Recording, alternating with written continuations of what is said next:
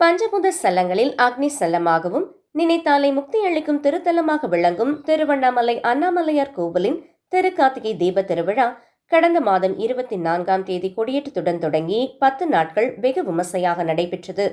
இதனைத் தொடர்ந்து கடந்த 3ஆம் தேதி அதிகாலை அண்ணாமலையார் கருவறையில் பரணி தீபமும், மாலை 6 மணிக்கு கோவிலின் பின்புறம் உள்ள 2668 அடி உயரம் கொண்ட மலை உச்சியில் மகாதீபம் ஏற்றப்பட்டது.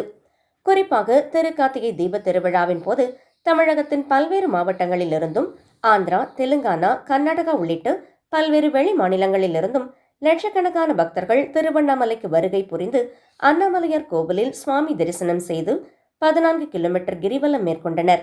பக்தர்கள் காணிக்கை செலுத்தும் வகையில் கோவில் வளாகம் மற்றும் கிரிவல பாதையில் உள்ள அஷ்டலிங்கத்தில் அண்ணாமலையார் கோவில் நிர்வாகம் சார்பில் உண்டியல் வைக்கப்பட்டது.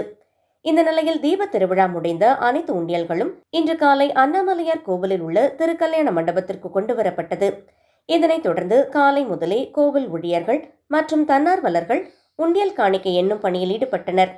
திருக்கார்த்திகை தீப உண்டியல் வருவாய் 6,48,154 ரூபாய், தங்கம் 235 கிராம் மற்றும் வெள்ளி 2 கிலோ 270 கிராம் என பக்தர்கள் காணிக்கை செலுத்தியுள்ளது குறிப்பிடத்தக்கது.